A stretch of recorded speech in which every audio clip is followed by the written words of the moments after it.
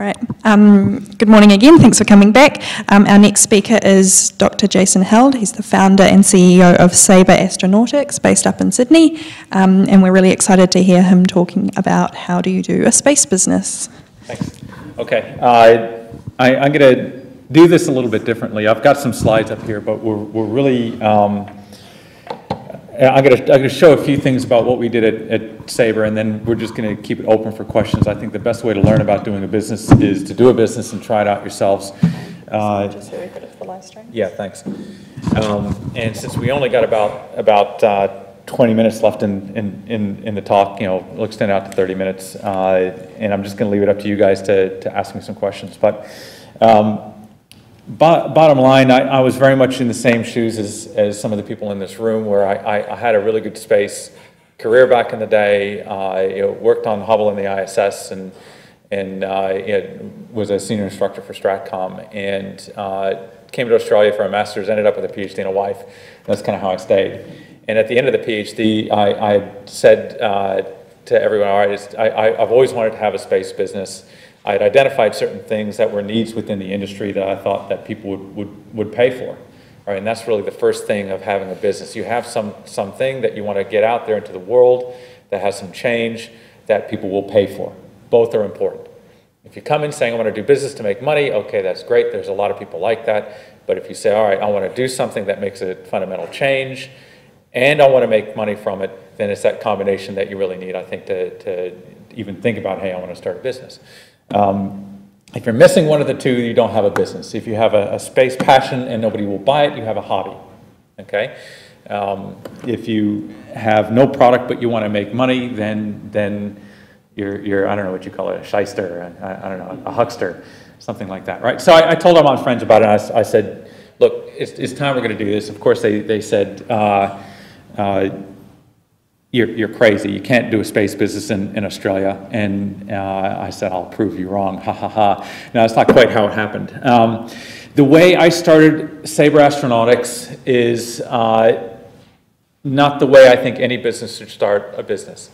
I started with a bunch of engineers who knew how to develop, who really, some of the engineers we have at Sabre are world class.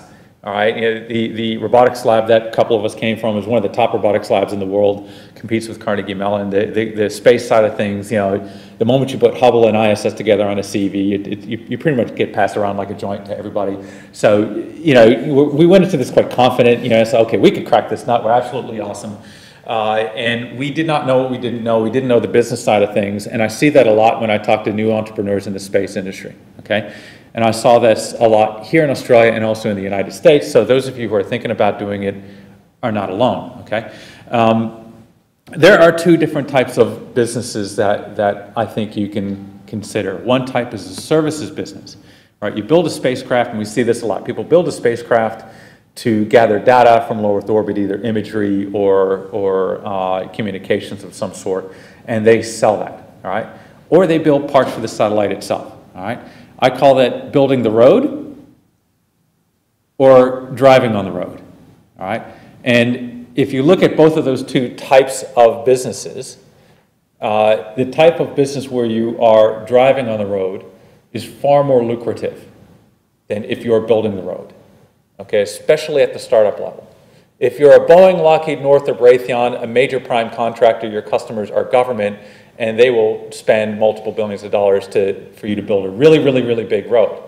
But in the new space community, the roads are much smaller. The whole point of the new space community is to have cheaper, smaller, faster stuff. That means the size of the road is smaller. So if you're going to do a business plan around that, you realize the amount of money you make might be steady, but it's not nearly as high as if you're using it. So I want you to keep that in mind.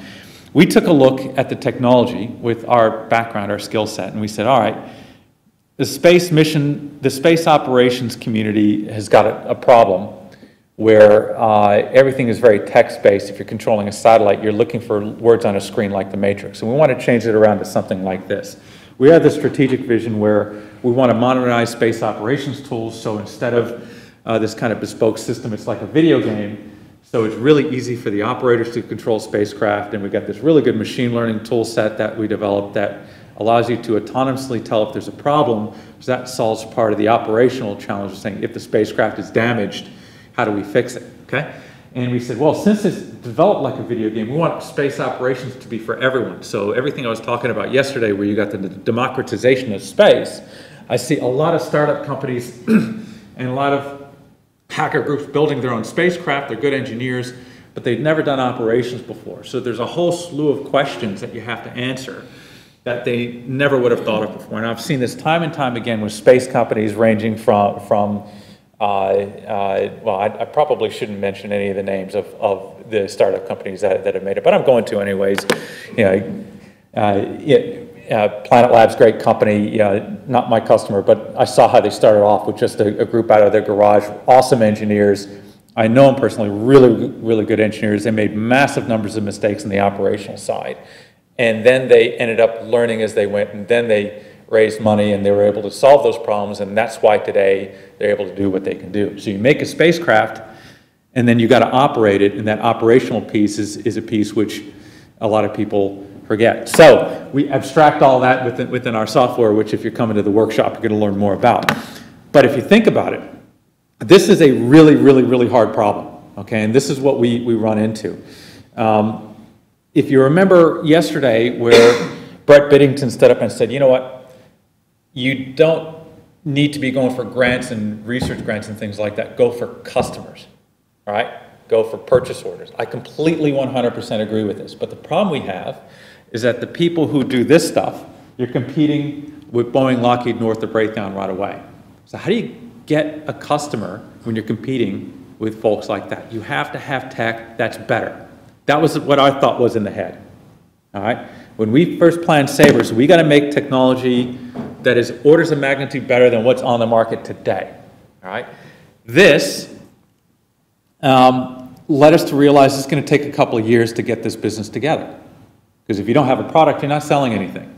You're doing research, okay? So what we decided to do was split this up a little bit. We said, okay, we got this big research area, mission operations, but we want to have smaller, rapidly producible products that we could get out onto the market that's simple and relatively easy. So we put two of them together. And honestly, what is a startup, guys? What is a startup? Who knows? Who could tell me what a startup is? It's not a small version of a big company. It's not a little Boeing. A startup are entrepreneurs who are trying to find who the customer is and how they want to buy it, right? So if you look at what we did, any serious investor type will look at that and be like, no, you're too scattered, and they're kind of right. You know, our assumption was that we could make enough money doing smaller products to kind of level up iteratively until we have enough where we could do this kind of big research. Now, in the end, we did make a little bit of money doing this. What are we looking at here? We've got on the right, we have a tether deployer for CubeSats. So this sits on the bottom of your satellite, and you can release it, and it releases like a yo-yo. So you got this base and you got a ballast. And it's got a conductive tether on it, right? So what happens is you got a spacecraft flying through the magnetic field. You've got right-hand rule, current going this way. A Lorentz force drags the satellite back down, solves the problem of CubeSats not being able to fly too high because of regulations. Really cool little product, and it's had some success, and we've flown it. We were the only foreign company to fly in the NASA Flight Opportunities Program where we were able to test this product. I've got a couple of videos that are kind of neat. Maybe I'll throw one of those up there at this point.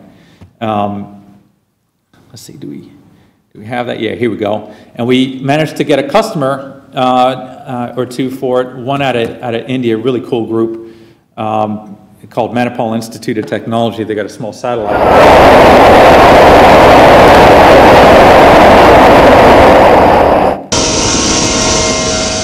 And here we're just showing that we're testing it on the Vomit Comet, showing that it works. Wow. And you want to make sure that it can unroll and the performance of zero gravity. Right? So this is how you prove to people that you can sell. That was prove to them that your product works, and they say, okay, I might actually buy that. Because if you show someone the plan, nobody buys the plan, they buy a product. Right? And this, inside the satellite, this is like the feature resistance. And based off of this video, the customer out of Manipal said, okay, we had bought your trial version, the trial's good, let's buy the flight version, let's go and fly you. all right? So there you go, an export for Australia, that's awesome.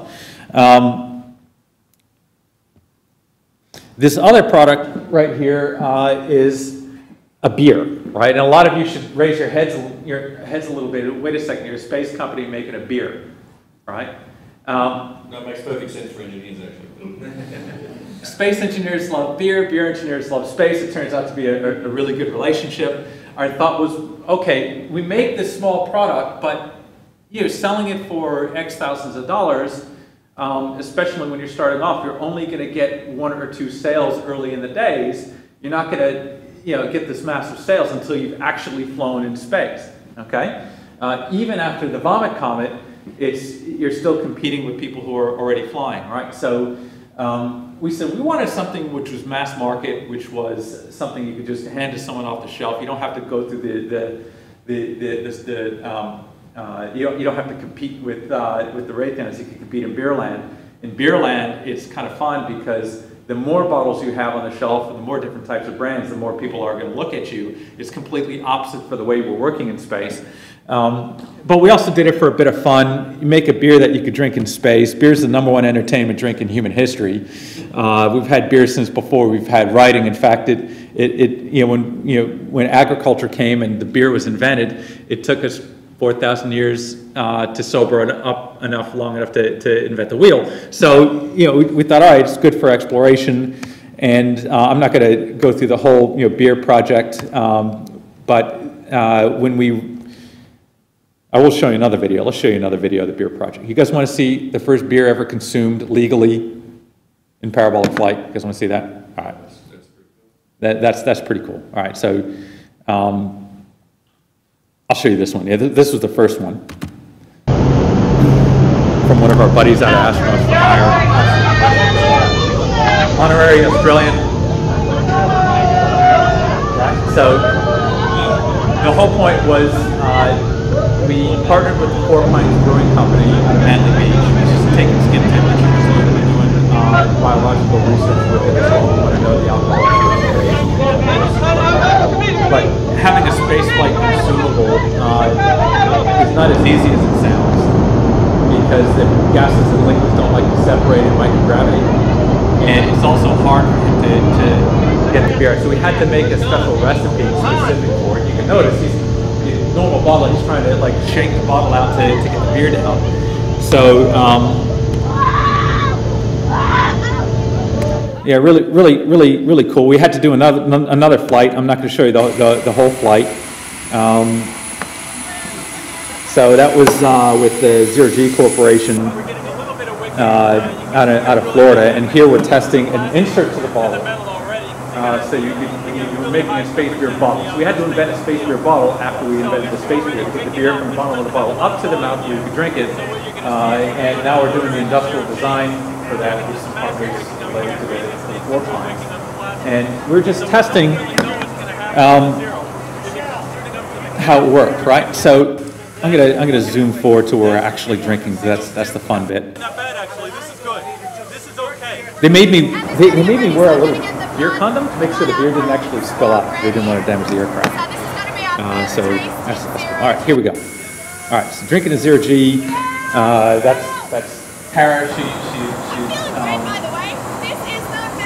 biomedical engineer out of Sydney, and she's probably the best person I've ever seen do zero gravity flight ever.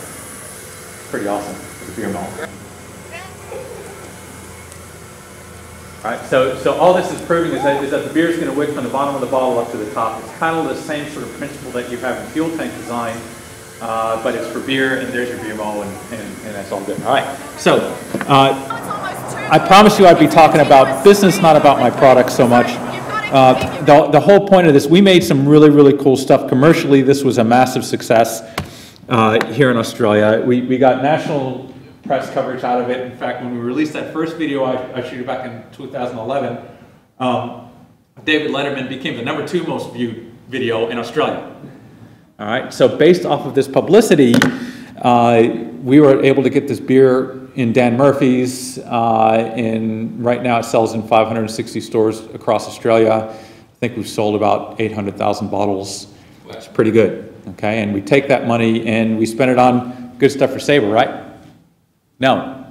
It goes back into the business. We did it as a joint venture. All right, Sabre gets a little bit out of it, but it's not nearly enough for this big guy on the left, okay? So you guys have seen all this. I'll give a short video of the software where it's at now, just so you can see what it is we're actually making, right? So video game graphics on the front end, so you're looking at the sun. We get a live data feed from the Space Weather Protection Service out of Boulder, Colorado. And that way the space operator knows the type of data streams that could harm your spacecraft. And you could fly to the Earth and look at all of your assets in space. So you get situational awareness. You've got, I'm going to fast forward this a little bit. I think maybe, no, it's still going. All right, so.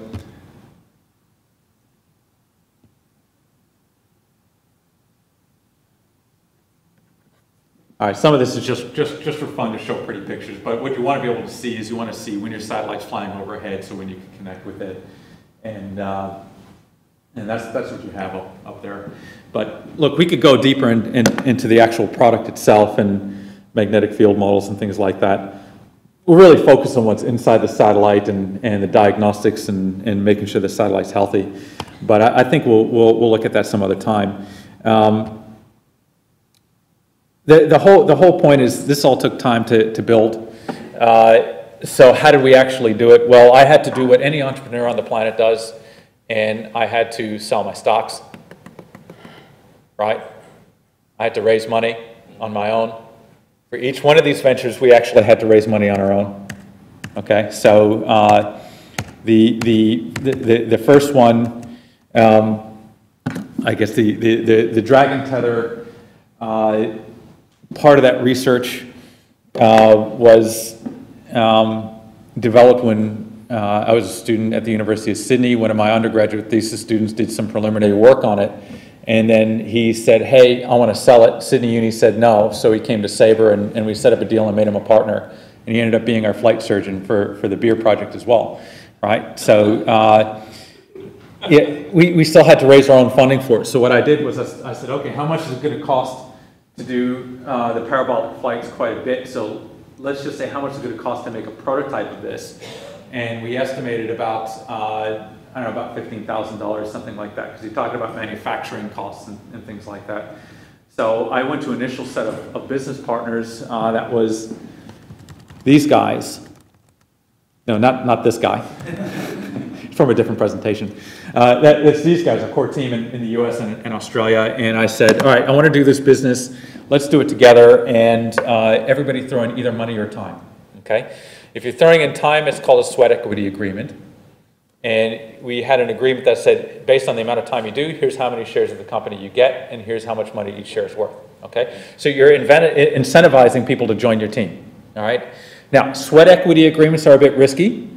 And I think in some states in the United States, they are no longer allowed. Back in the time we did this, it was perfectly fine. So we had to end our sweat equity agreement. The risky thing about them is you tend to have about 6 months of time before people get bored, right? So when you say I'm starting my business, you got about 6 months to get it off the ground before people stop working for free. Which is reasonable, because we got lives of our own, right? Now we got things to do. And that happens. Some people did a bit of work and then became silent, and every once in a while would come into a few hours here and there. It's not really useful for a business, but we managed to make it work for us, at least with a combination. Some people decide we're going to throw in money, and that's more useful, okay? For the Space Beer project, we didn't do sweat equity. We had a joint venture with the Four Pines, and we had to put in hard cash because there's hard product you gotta make, right? So Sabre put in 20,000, Four Pines put in 20,000. Based on that amount of money, we were able to make our first beer run, and the sales of the beer set up your profit margin. You sell out in the beer, and that money goes rolling back in, and then you could grow your business. So it's kind of like playing a video game in a way. You guys ever play StarCraft or anything like that? Yeah, I heard some thumbs up for that, right? It's kind of like that. In StarCraft, you get a base, but you got no money, no resources, and you might have one little critter, that's you, that's gathering crystals, and you got to gather enough crystals to afford another robot that could gather more crystals, and you got to build that up, and then eventually you got enough to buy your first soldier, and that's like your first product that actually goes out and can do things and make a bit of cash for you. But based off all the work we did for the manufacturing for this, and based off the quality of the research, we're able to get grants. The Flight Opportunities Program, that's about $250,000 worth of parabolic flights that we got for free, right? So you could actually count that on your company's portfolio as a successful grant. It's actually under a contract with non-reimbursable, which means they don't give you money, they give you capability. And from that capability, you could prove that this thing will fly, and then you can start selling it. That's the point, right? So everything else we're doing in the background. You know, some of the money here is paying for our overheads as well, like a small office that we started renting from. And for a few years, we're trudging along like that. And occasionally, I'd have to put some of my own money back into the business to keep the doors open until we got our machine learning tools solid enough that we could start actually selling that out into the community. So the idea is, if you could autonomously diagnose a spacecraft, well, you could diagnose water utilities, startup hedge fund, financial markets, autonomous vehicles, all these sorts of things that we did on the side, and that's called gap funding, right? So we would sell our services as a company, machine learning service, big data analytics, somewhere between $15,000 to $20,000 each time, while we continually build this capability up. And then finally, we're able to start selling it, right? So if you think about that history, we're talking about a mix between our own funding, customer sales, and grants, kind of like a three-way to be able to last as long as we have. And that's pretty much all the time that I think I've been allotted by. I reckon we go a little over for questions and things like that. You guys cool? I consider myself to be the one-eyed man in the room when I'm talking about business. I had to learn the hard way. I spent a lot of years doing it the hard way. If I was to redo it, if I was to get a redo, I probably would have just gone straight to this right away, okay? Building a business, if you're an engineer, you can actually think of engineering a business in the same way you'd engineer a product. When you engineer a product, what do? You plan it, you design it, you engineer it, and then you test it. Building a business is similar, but the process is different. The sequence is different. You plan it, you write a business plan, and then you test it, and then you build it. Okay, and you test it by going to customers and say, okay, I want to make this thing. Would you buy it? Would you buy that? Right? Oh, well, what is it? What can it do? Okay, it can do these things. Oh, yeah, I could buy. All right, write it down in a letter. Get a purchase order for that. All right, great. And you get a list of people who want it. And based on that list of people who want it, then you can start going to banks to get a loan, or you could get a friends and family round to raise funding like we did, or you could go to other investors and try your luck. So I probably would have done it that way first. I will say that Sabre has grown significantly in the last 2 years, partly because we've been doing some of these really good branding exercises. I definitely don't regret doing this type of stuff. It's really good for branding. You guys got to know me real well, and we had a lot of fun and made a little bit of money as we did it. But there you go. Look, I'll stop talking. Do you guys have any questions at all? Is there anything I could do to help you? And just if you've got a question, just put your hand up so we can use the mic just for the so that you can be heard over the live stream. What was the main way you found your customers when you were first starting out? Well, I mean, again, remember when we were first starting off, we were doing this stuff, right? So the beer channel, of course, is very different. Partnering with a professional brewery, they actually started their business at the same time that Sabre did, which is kind of cool. They're now the second largest independently owned brewery in Australia, just under Coopers, right? So. The Four Pines, I literally walked in and I said, I'm going to ask you a question I've never asked a man before in my life. And he said, please don't. I said, how'd you like to have your beer in space? And he said, okay, great. And he loved it. All right, so that's how we got them on board. You simply call them up and ask them. A lot of it is relationships. You need to understand whether you're selling business to business or business to customer. Four Pines in particular, they are they started off by going to every individual pub and saying, we've got this beer or a microbrew, would you like to try it? And you give them samples, and if they liked it, it's kind of like Walter White in Breaking Bad. You know, he's like, hey, I got this great product, would you like to? And they try it, and they say, okay, I guess we'll you know, that'll sell. And then they test it by putting a few samples out and see how many customers buy it, okay? But what really made them take off was getting their customer channels, right? So getting it into a major distributor, so they're not spending the time selling it, somebody else is spending the time selling it, is what happened for them. For this one, the customer came to us, they found out about us because they were actively looking for interesting research to put on their satellite.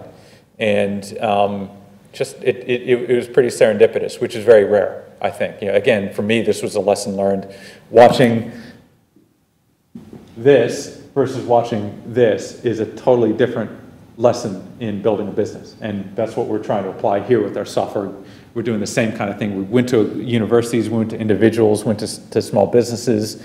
You target your market, all right? You say, this is a good product for this market, and then you test whether that target is correct by talking to people. And you have to separate your ego from it, because when you spend so much time building it, you think, oh, it's the best thing in the world, it's awesome, it's going to change the world. Nobody buys what they need, they buy what they want, all right? So you have to, do you want it? And maybe they say, I want it in blue. And if enough people want it in blue, even if you hate blue, you make it in blue. Next question. Yes. Oh, we could always come back to you. Right? Yeah. Okay. So, question number one. Needs and wants. That started with Sigmund Freud's nephew, I believe, in advertising back in the 20s. So, he reinvented America with that line. It hasn't changed. Hasn't changed. Well, it used to be about what people needed. Now it's about what they want. So, anyway, I digress. So, I guess my most pressing question has to do with the way you've gone about raising capital. Okay. So you were saying that you were something of a neophyte when it came to capital raising at the start of this. What have you learned about that process, and who do you go to for capital? What have you learned about who to go to? Yeah, that's an awesome question. That's the biggest question. Look, I mean, what I've learned is traditional investors are just like any other type of business. And there are a lot of people who spend their entire business time selling to investors. And some of them are successful, especially in California. You could get investment without having a product, just by having an idea if they like you. What you have to keep in mind is anybody who is actively investing has a whole portfolio of potential businesses that they can invest into. And you're not convincing them as much to invest in you, but you're convincing them that they want to invest in you, but you are a better investment in dollars than other companies. So we spent a lot of time, every 2 or 3 years, we kind of dip our toe in the water. The first time we went to investors, we were making the finals of every pitch competition, because we're a good group, but in Australia, they didn't, at the time, 2010, nobody knew about space, so it's too risky. So you got a space company versus an IT company. I know IT, I don't know space, and that's the thing about Australian investors. It's just you're dealing with their comfort level. We've been much more successful getting customers, all right, which is kind of a good thing for us because nowadays the conditions in Australia are different. And if you want to go for investors or if you want to go for grants, having customers first is an awesome thing to bring to the table. Look, the dogs are already eating from the dog bowl, so help me level up and put some kindling on this fire and make it ablaze. That's the pitch. Does that answer your? Well, I'm sure there's more we can talk about with that, but I guess my other slightly follow-on question would be, what do investors expect in return for their investment, by and large? Depends on the type of investor, but another good question, it depends on the level you're talking about. There's friends and family round, which is the riskiest, they're usually doing it because they like you, they want to see you succeed. And that's usually like 20 to 50,000. I've seen one business raise 100,000 with the friends and family round, and you're asking for like chunks of $5,000 each. So if you got enough friends, you could probably do it, and that's awesome because then you got a community of people that help you also grow. There are startup accelerators. Delta V is one of them, although they're not putting money into companies yet, but there are other acceleration programs out there that you can go to. And what early stage investors are looking for, that are traditional like seed angel investors, they're looking for an exit. So if you can show them a 10 times return on investment and be serious about that, be realistic about that, I think you would be competitive. Okay? And a lot of the angels are looking to get snarfed up by a VC, and that's how they get paid out and they get out early. So it's a bit of a Ponzi scheme. Question in the back, and then, okay, yeah. Just a brief question about this, related to what we were talking earlier about. Did you sell some shares of the company or something? Because my question is, like, when you are successful, when you got successful product, like if you develop something, the whole spacecraft, for example, how you make sure that if you have some investors, how you guarantee that you got control of the company, that will not be like unfriendly takeover of the company, that some smart investor can buy all those shares and get majority holder of you? And you want the short answer? Yeah. Have a good lawyer. Okay. All right. The longer answer is, look, when we first started, we set up, when we founded, we set up an operating agreement, which in the US is law. In Australia, it's a little bit softer, but you do it anyways, because if everybody agrees to the table, a nice, straightforward, easy to read agreement that says, here's the amount of shares, here's the rules for adding or removing directors, here's the rules that you can vote on. This has been done many, many times.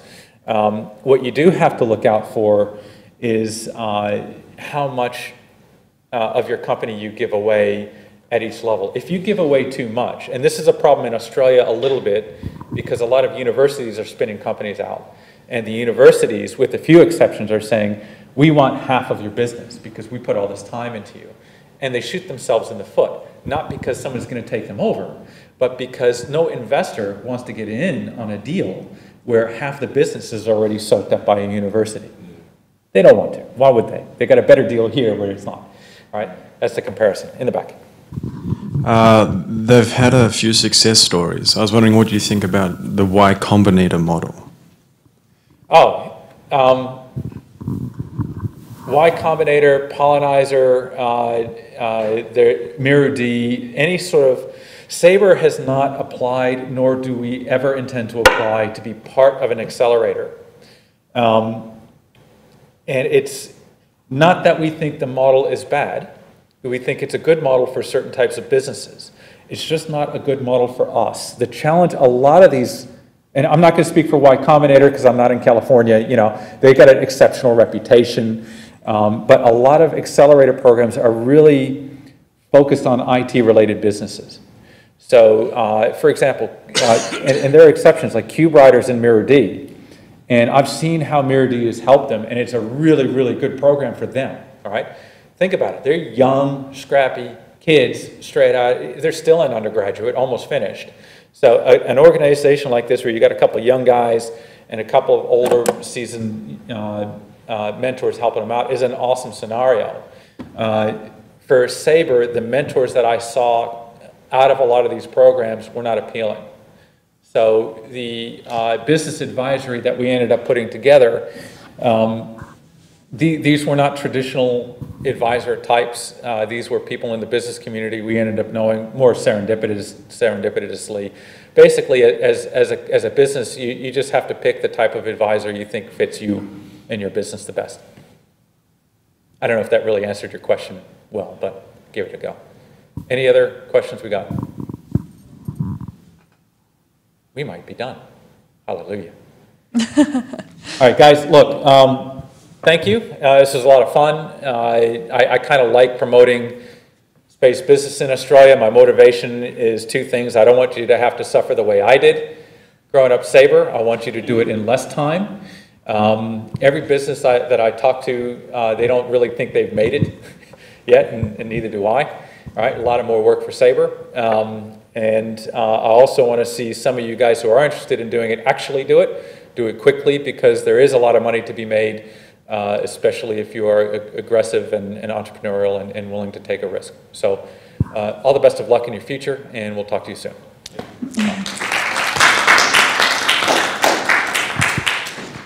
Thank you so much. I can go. Oh, yeah. Oh, yeah. Yeah, Thank you so much. That's great.